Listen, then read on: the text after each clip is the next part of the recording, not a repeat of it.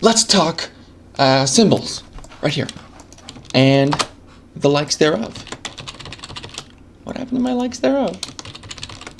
There's in my pasteboard. There they are. And that just means that I'm going to be telling you about any kind of container, because that's all a symbol really is. It's something that contains something else. To begin, I want to talk about the hierarchy that is Flash. So I'm going to make a little guide to demonstrate how it all works. At the very top, you have your Flash. Oh boy, you have Flash, and your letters are not so far apart. And I'll make this just a bit bigger. Beneath that, you got your document. Underneath that, you got yourself your scene. Flash works in scenes. Even if you don't use them, even if you're always on scene 1, there are still scenes. And then you got your content, and then underneath your content, you've got your nested content. And then you've just gotten more nested content after that. Not like that though.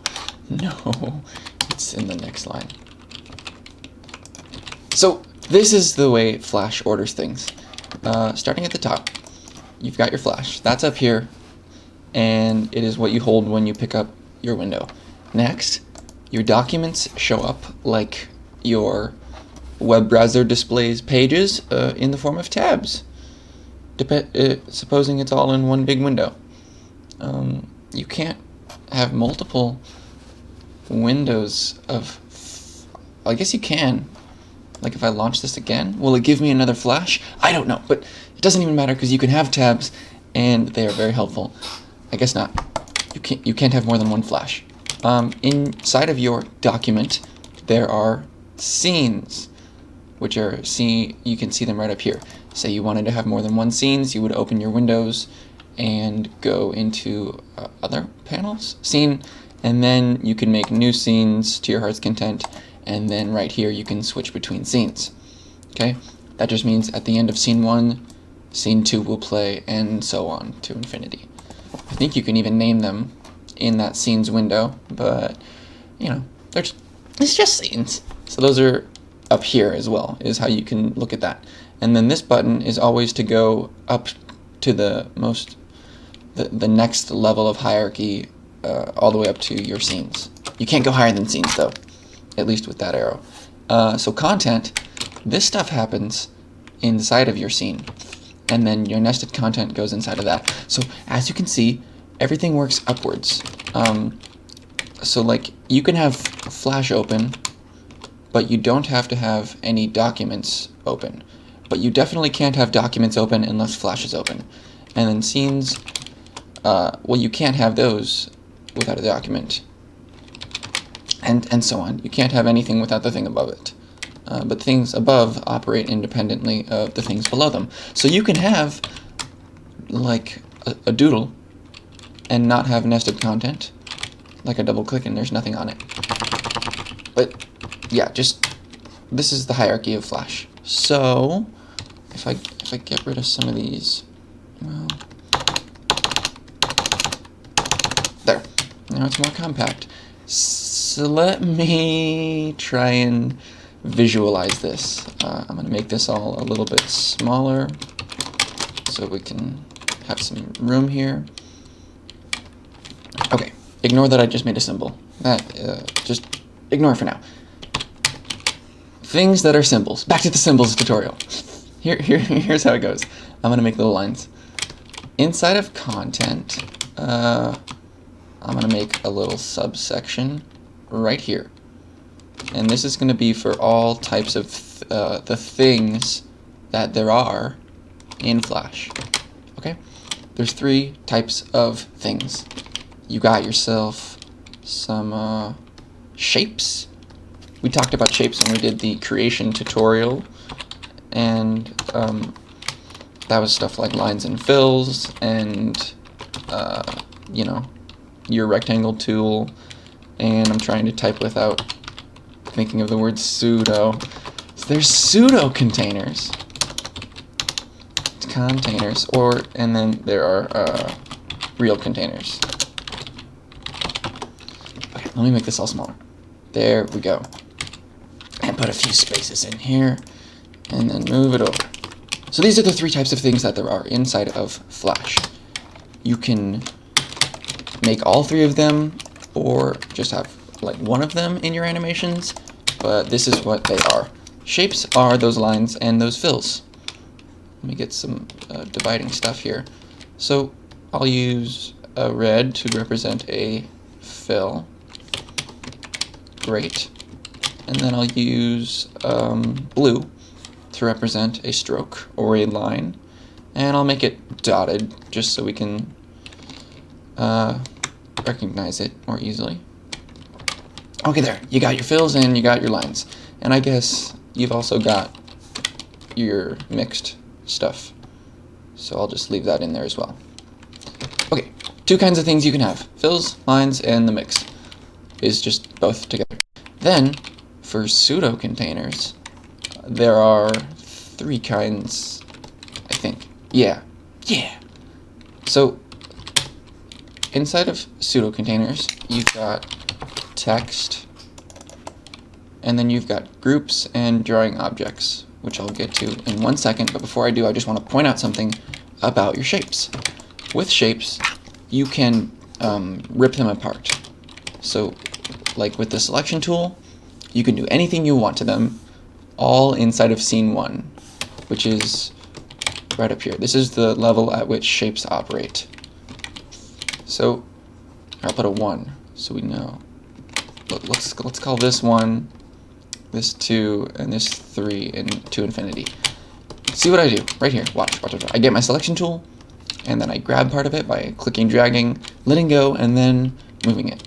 I just ripped it up. I ripped it right apart, and it didn't even show any resistance because it is a shape, and you can erase them, and you can bend them however you like.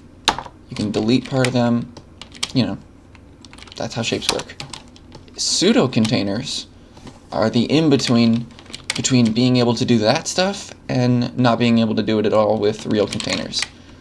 I'm going to do one more dotted line to separate these up.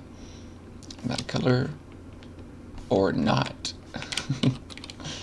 But yeah, pseudo-containers, they have a bounding box, and then just take a look. Watch what happens when I select a shape. It gets all these dotted lines inside of it. When I select a pseudo-container or container, it gets this blue line around it. Text is kind of special, so I'll get the next one out here just to show you what I'm talking about. If you go on any of your creation tools, which are the ones that I'm selecting right now, that was all of them, except for fill and stroke, those are different.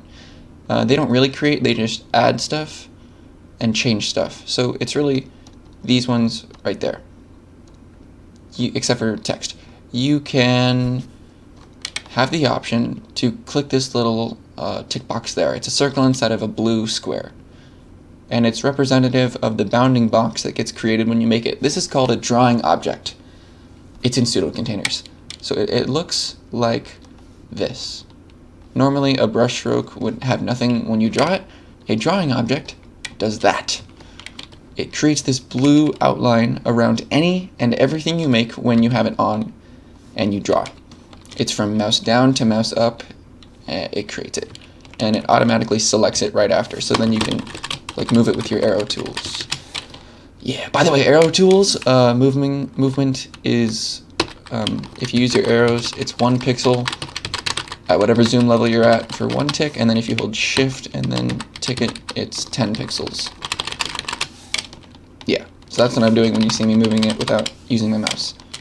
So a drawing object is kind of special in a few ways. It's like a group, and groups come next, but you can still do all of, you can still do this stuff, or that stuff. You can grab edges and move them, and you can grab points and move them. Watch what I'm talking about. Right here, I can pull this in any which way, but if I try and select just part of it, it selects the whole thing. So it's sort of, this is why it's in pseudo, it treats it kind of like a container, but it's also, you can still mess with it. and it's editable. And then like you can, okay, don't worry about what I just did. You can free transform it and whatnot, like a shape. But you can't just rip it apart. You can erase, but you can't grab it like that. Pseudo-containers. Next we have groups. So I'm going to get an orange color for groups. Say you had a few, okay, it's still on drawing object, I'm going to take that off. Say you had a few shapes. Bang, bang, bang. And you wanted it to be all one thing. A quick and easy way to do that is to just make it a group. I'm just making sure there's no symbols right now to not confuse, because this is a symbols tutorial. I want these to be one big thing that I can grab and select just like that. Right now, if I try and grab all three of these, it just pulls one away. So if you select them by shift clicking with your selection tool, click, click, or just do this, and you hit Control G on your keyboard, or go to modify group, then they'll get a bounding box. And then they can be picked up all at once, like I'm doing right here. Not selected, but I grab one, drag, it's there. So they're grouped together. And so remember how with a drawing object you could do this and pull it? You can't do that with groups. So that's how these are different from drawing objects. And now the second difference about pseudo-containers. Okay, there's an idea in Flash that you can have things inside of things. You know, you can have nested content inside of content. And some things, exclusively containers, which I'll go over what they are in a second, can have timelines that are inside of the main timeline, which is the scene 1 timeline. So, like, here, let me just make all the containers first, so this will be a lot easier to wrap your head around. I'm gonna make a movie clip with no gross outline. Movie clip will be purple. If you hit F8, which is to convert to symbol, then you can tick this box right here and make it a movie clip. The registration, it's not super important. Just leave it in the center for now. And then advanced stuff, you can make it wherever you want it. So here, I'll make this a movie clip. Not a flip. Still not a flip. There. That, I think I made it to a movie clip by accident. That should not be a moving clip. Next, I'll get my oval tool again. Actually, I'll do my rectangle tool. And make, in fact, I'll use my polystar tool. Why not? Keep things visually different. Grab a green here. This will be our graphic, so F8 on your keyboard, or you can go modify, convert to symbol, and then I'll do graphic. Just click that box, and then name it, and hit enter. And lastly, I'm going to do a button just for thoroughness, so you see all of them. I'll kind of try and make it look a little bit like a button would maybe look. And there. So this will be, I hit F8, our button. Buttons are for action scripting, and there's not really a place for them in animation except for starting your animation or restarting it, because they require user interactivity. And what I mean by that is when you export your movie, you know, Control Enter on your keyboard at the same time. What is happening? Well, it would look like you would hover over it, and then your mouse would change to the little hand with the finger sticking up. You know, this guy, instead of just your regular clicker, like that. But I'll just leave them in here for now. These are your containers, and they are so immensely helpful for making animation both consistent and quick to work with. So these two are the ones that you're probably going to be using if you're animating. Symbols like movie clips and graphics. Okay, now back to that whole nested timeline thing. I'm going to extend this out to frame 20. Still don't know why it's doing that. I'm just gonna take it all to a brand new layer, or to a brand new project, because that should definitely not be happening. After frame 20. There. So, right now there are 20 frames at 30 frames a second of just this happening. You know, it loops after 20 seconds. If I make it disappear after 10 seconds by hitting F7, then it'll disappear, come back, and it just loops through. Okay? So, to demonstrate these 20 frames, I'm going to create a tween. And tweening is a whole nother tutorial. This is just for representation's sake. Yeah, so don't worry about this one. But it's just so we can see that something is happening. Okay? Here's 20 frames right now, going over and over, and then all this stays the same. This is Scene 1's timeline of Untitled 5's document. Got that? And it's going to go at 30 frames a second over and over until your computer explodes. If you want to have maybe other things happening, like independent of this timeline, like say you have a smoke animation, like a particle, and you want that to play, but you don't want it to start until frame 10, but you also maybe later want to change it to start at frame 5, that's when you would create a symbol. So, say I animated some smoke here, and it was looking good. There, it's a fine smoke. And then I'll just extend these frames, make it look more smooth, I suppose. I'll fill these in. Okay. I'm going to make all these into a symbol, which is something else. Don't worry about what just happened. This is just for demonstration's sake. Here it is playing, right? And this is a graphic. So this is going to start at frame 10, and it'll go to frame 20. And it doesn't look like there's any frames here, because there's not. Not in scene 1. But inside of this smoky symbol, there are frames. And the way you get to those frames, and to get to that nested timeline, is to double-click it. Now watch what happens right up here when I double-click this graphic. Alright, the timeline totally changed. It says symbol 3 here now, and it doesn't look like the same with when you click this, because now we are inside of it. Let me go back out by hitting either scene 1 or this arrow, and then the blue line is back, and now we're back in scene 1. And I can move this around, and it moves the whole symbol around. Yeah, so watch this now. When I double click it, you'll see like a gray outline expand out, and that means that we're going inside of it. So this is a nested timeline right here. It lasts for 11 frames, and it'll play from frame 1, starting on where you put it, back in the original timeline. So if I wanted another smoke puff, but I didn't want it to start until like frame 15, I would just copy this symbol, and then I made a new layer, make a new frame on 15, and then paste it. And now this is the first frame of that smoke puff. So you can have your symbols start and play wherever you want them, and they'll loop depending on your settings down in your properties.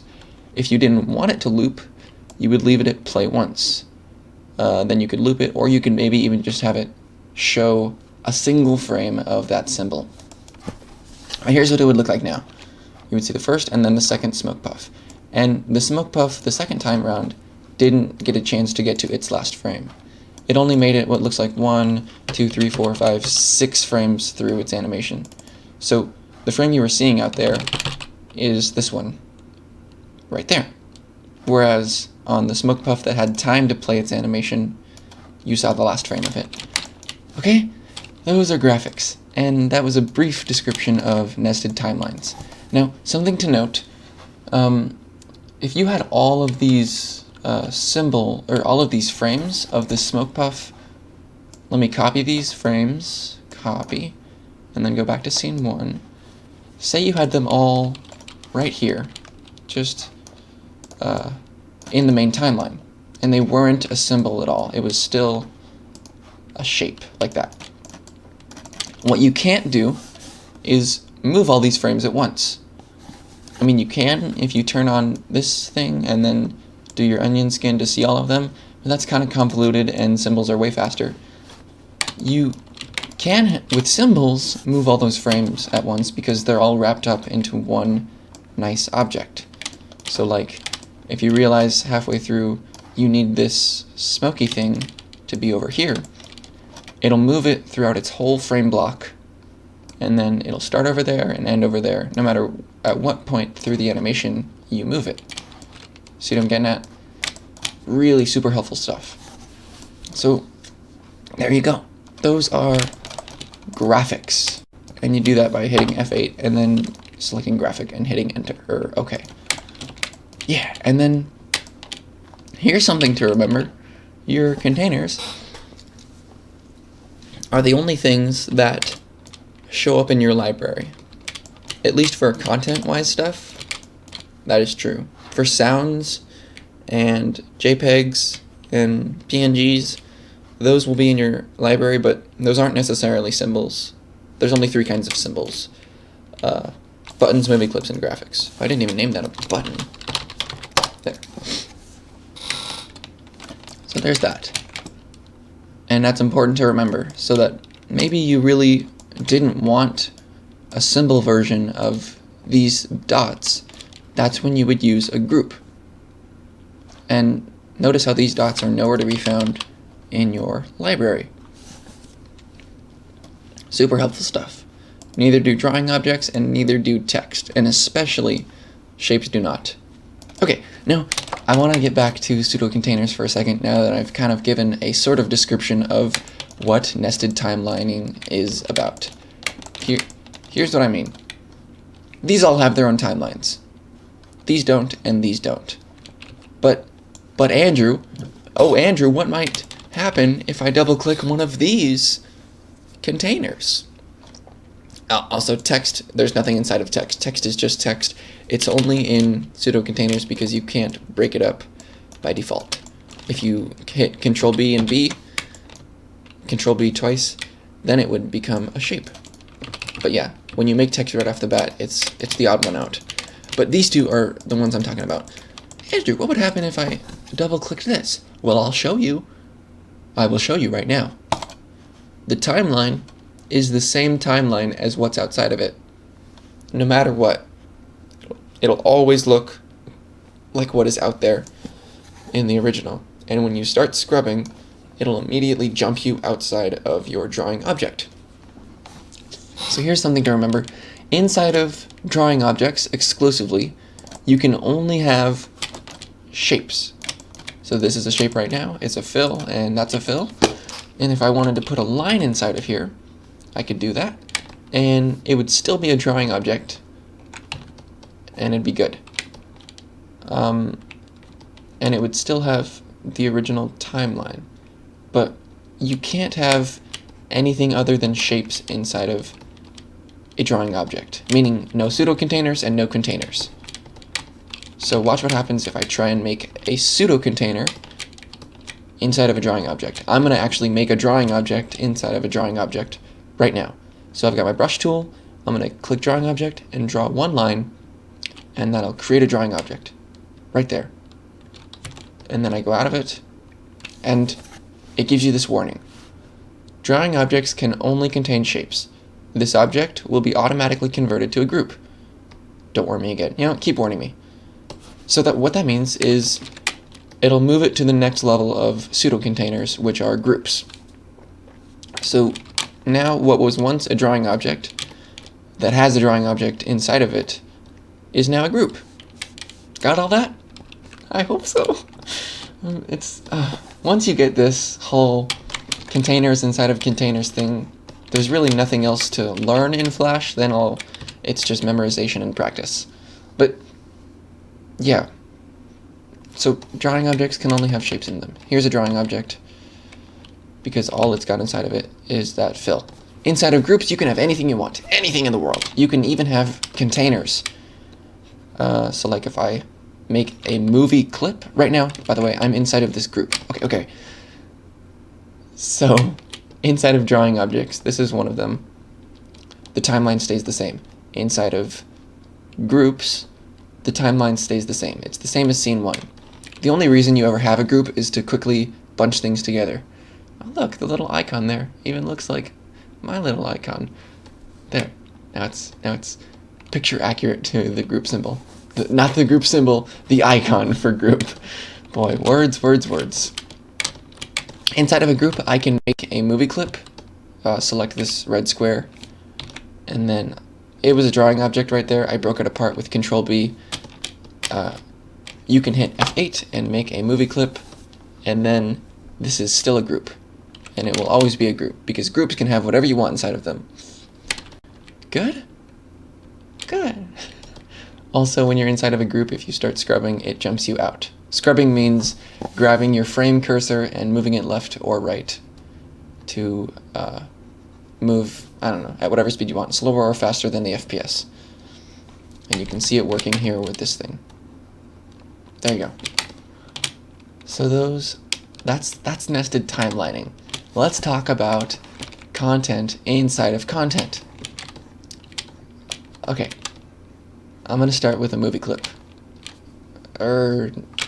Yeah, that's what I'll do. If I double-click this movie clip, then I am inside the movie clip graphic, and that's a bad name for it. Let's call this blue circle. I'm inside of blue circle's timeline. And I'm just inside of blue circle itself. And when I select this now, it's no longer got a blue box around it, it's just a shape, because that's what it was when I made it into the container that it is, the movie clip that it is. By the way, this little gear symbol is the symbol for movie clips. Graphic symbols look like that. They've got shapes and a box around it, and then buttons look like a little finger pressing a button for its icon. Anyway, right now I'm inside of blue circle, and I can make anything I want. And then that thing will be inside of blue circle, like this light blue square. And I'm still on drawing object. I'm going to turn that off to avoid confusion. Right there. So this light blue square is a shape, it's a fill, and it is inside of blue circle. So if I go out of blue circle, then it'll still be on the main timeline, and now the bounding box has expanded, and it's included this blue box. Alright. And okay, I'll cover symbols and symbols after I do this one last thing. Look at this point right here. That is called your, I don't know, your anchor point or your registration point, I think. No. So, there's different kinds of points. This one is your registration point, but then if you hit free transform, you've got your rotation point, or I don't know, anchor point, I guess, is what that is. I think that's what it's called. And it'll always put your anchor point on your registration point. But what your registration point is where, when you make a symbol, Flash decides, pseudo-containers don't have them. It's where Flash decides the origin of it is. And it's how it measures where it is in the scene. So if you click a movie clip with your manipulation tools, then in the properties, it'll give you this X and Y value here. That means where is it on the stage. Remember, the stage is this big white work area, and it's whatever resolution you choose for it to be. Right now mine is at 800 by 450 pixels. So it's telling me that the registration point for this blue circle movie clip is at X696 and Y556. The top left corner is 0, 0. Here's what happens if I move it there. Right now, doggone it. Right there. Okay? It'll tell you that it's at 0, 0 if it's in the top left. And come come on, movie clips, work with me. Your registration point has to do with like where it positions it. I can only really show you by going inside of it, so I'm gonna do that right now. Let me make this big. This is huge. If I modify, align horizontal center and vertical center, I'm gonna do it with hotkeys. Click, click. It'll put the whole thing in the middle, based on the middle of your bounding box. But it's still, like, this is your relativity point right there. If I go inside of this by double clicking, and then I move all of this stuff up, like I just did, this registration point stays the same no matter what you do inside of your symbol. And there's a little icon for it if you're on the preview window for your movie clip. See how this is moving around, kind of in relative terms? Anyway, what I'm getting at is that, God, I thought it did that. I swore it did. Okay, forget anything I was saying about centering. It'll always center to your bounding box. But, like, the registration point is important because it'll slap your anchor point onto it all the time. And then you'd be doing rotations like this because it thinks the center of your symbol is way out here, when in fact you would want it to be like right there. So the fast way to change that is to go inside and just move all your stuff to where it would be relative, and then you've got that. Oh boy, just mess with it. Anyway, I want to move on to the next thing, because symbols, there's more than just registration points.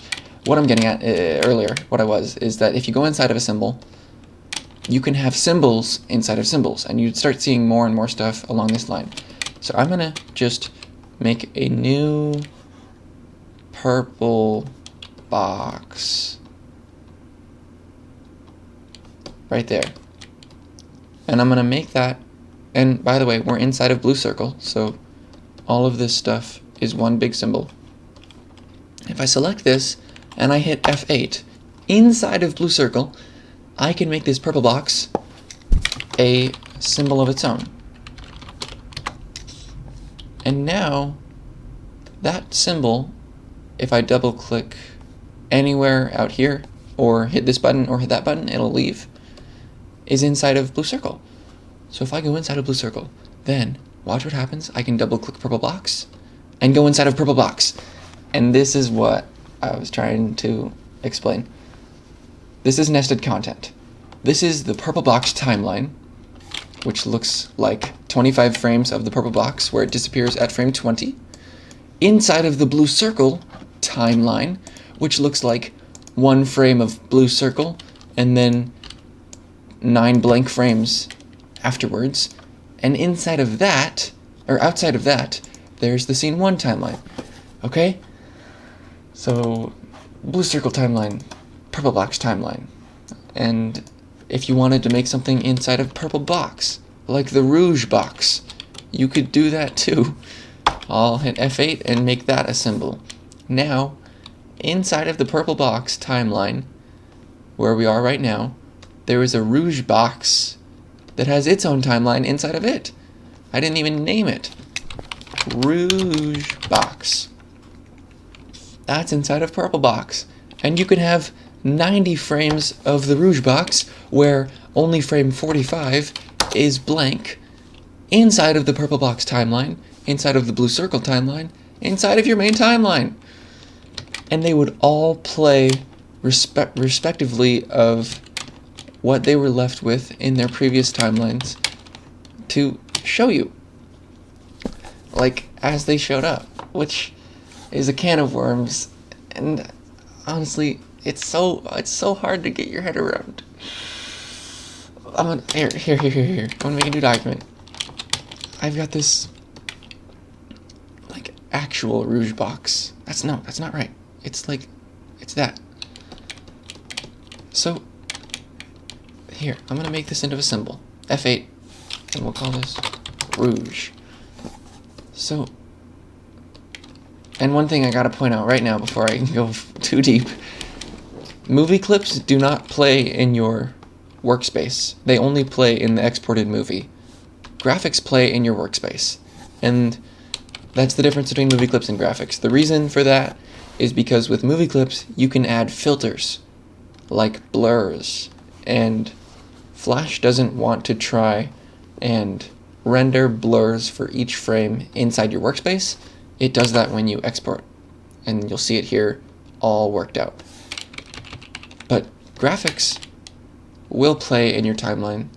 So if this was rotating like this, you would see it in your main timeline, but you wouldn't see this whole disappearing thing that this movie clip does in your timeline. And that's because you can't add filters to graphics. They're a lot more simple, and they're good for stuff that you don't need to blur, but you do need to see live in your view. But back to this. I want to explain this whole timelines playing in timelines. This is the Rouge symbol. It's a movie clip, and in fact, I'm going to make it a graphic just for simplicity's sake. I'll put this to loop, and there you go. If I make a tween with this, don't worry about tweens right now, then it'll move, okay? But if and another way to get inside of your symbols, instead of just double-clicking them, you can double-click them here or double-click them here, so long as they are the ones selected, just like that. And it'll go right inside of the thing that you just double-clicked. You can have something else happening inside of this. So I'll make another graphic right next to this one. There it is. Inside of this one. And then they'll move together in the main timeline, just like that. But say I wanted animations inside of animations. Then I could make this go up, while outside of it, it's all going to the right, just like that. You see what I'm saying? Like, it's moving up inside of the symbol, and then the whole symbol is moving to the right. And maybe inside of this green symbol, I wanted to have something that moved around it, like it orbited it, like a planet. Then, and don't worry about rotational tweens or anything right now. Just focus on this stuff, the whole stuff inside of other stuff. Oh wait, I gotta do it on its own layer. Doggone it, what's happening?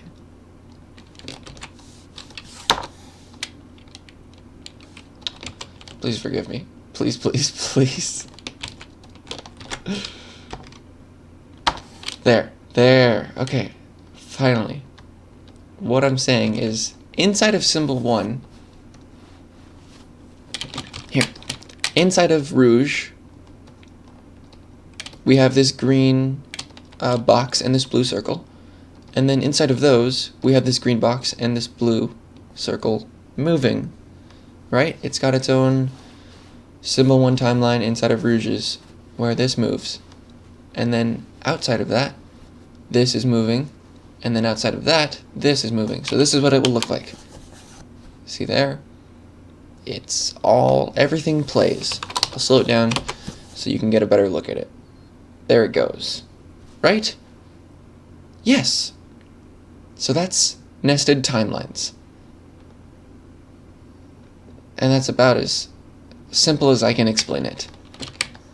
You can have stuff inside of stuff, and inside of that stuff you can have stuff that moves. And then, oh, so much complication. I'm going to do a whole thing on filters and how they work and when they work. I'm going to do a thing on tweens, but this is just to understand these 3 types of stuff there is. Movie clips, graphics, buttons. By the way, just to cover all the bases, inside of a button, if you double click it, it looks like this. You have wider and taller, or maybe not taller, but wider frames and the frames are labeled at the top. This is the only thing in Flash that ever looks like this, where you have specifically named frames. And what that means is this is what it will look like when you are over the button. This is what it will look like when you click the button. And then this is what it will look like after the button has been clicked. Just like that. And this is for animation's sake. Here's a demo of that. I'm hovering over it, I'm clicking down, and let go. So that's buttons. Click, click, click, click. And then if you wanted to make that button play your animation, you would hit F9 to open actions for it, and you'd hit like on release underscore root dot play. Don't worry about it. There's a billion tutorials on how to make a play button. Just go look it up. These are symbols. Well, these are symbols. These are pseudo symbols or pseudo containers, and then these are shapes. Yes, there you have it. And if you click on a symbol, you can swap it for stuff. So if I wanted this movie clip to be replaced with this graphic, I would just swap it for the graphic. And then it puts it at the center point of that. I don't think you can swap groups. Nope. But you can swap symbols. Yes, you can. And you can do it right now. Oh, also in here, if you wanted to play stuff, you would select it and then hit this play button in the preview window to get a look at what would happen if you had enough frames to see what it would do. Yeah. Symbols, symbols. Buttons. It'll go through those. Movie clips, it'll go through. There you go. Oh, in the preview window, if you have a movie clip and there's a filter on it, like a blur, filter tutorial coming soon, you don't see the blur in the preview. You know, that's true. And there you have it. Containers. Containers. And bye.